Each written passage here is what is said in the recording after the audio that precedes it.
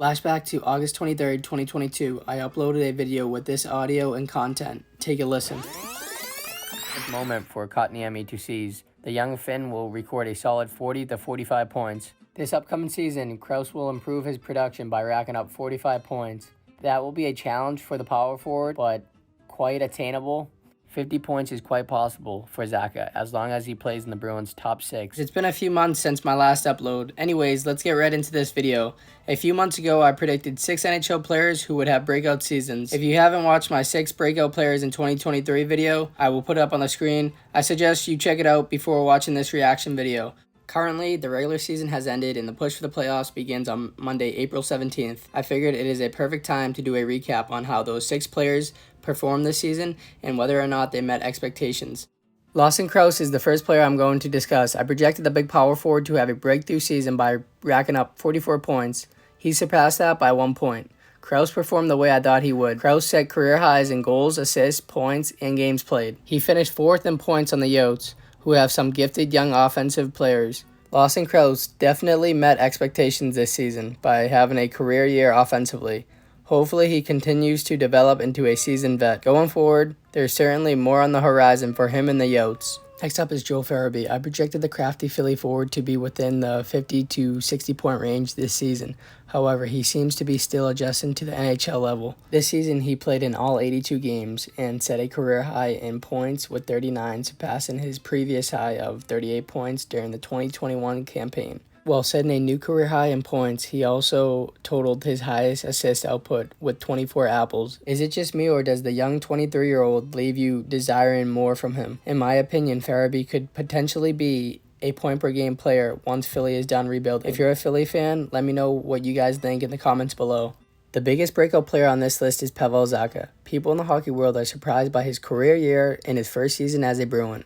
In all honesty, I knowingly knew Zacha would flourish in Boston.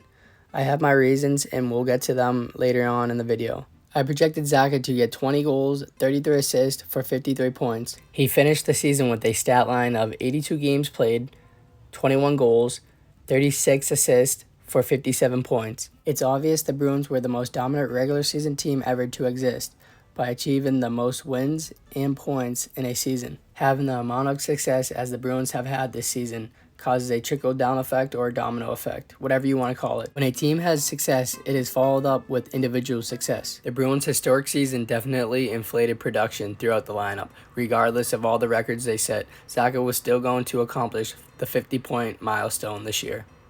Reasons for why I envisioned Zacha to perform so well this season were the opportunity to play with Pastrnak and Krejci, which he did.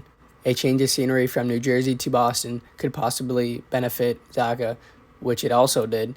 Lastly, Brad Marchand missed some time at the beginning of the season, so other Bruins players needed to rise to the occasion and step up. I can't say I'm surprised by Zacha's play this year, but I am beyond amazed by what the Bruins were able to accomplish. His career year would earn him a contract extension of 4 years worth $4.75 annually.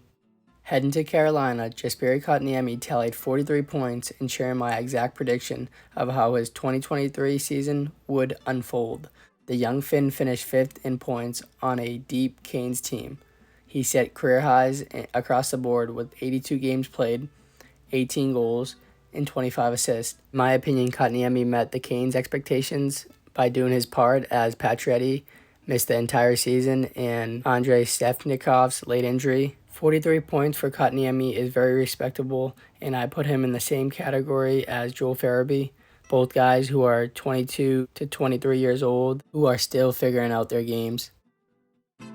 Second to last player is Alex Texier. Texier played in the National League this season.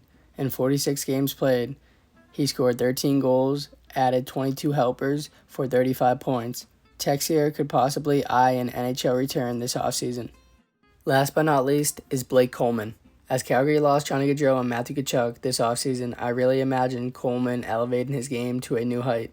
However, that will have to wait until next season. Despite not reaching the 50-point milestone like my prediction said he would, he still registered 38 points, setting a new career high. He also appeared in all 82 games played for the first time in his career. I predicted he would hit 50 this season, but he came up 12 points short. I wouldn't put it out of his range for next season. 50% correct prediction score on breakout players is awesome. Thanks for watching, and if you want to see more videos like this, support the channel by turning on the notifications and smashing that subscribe button.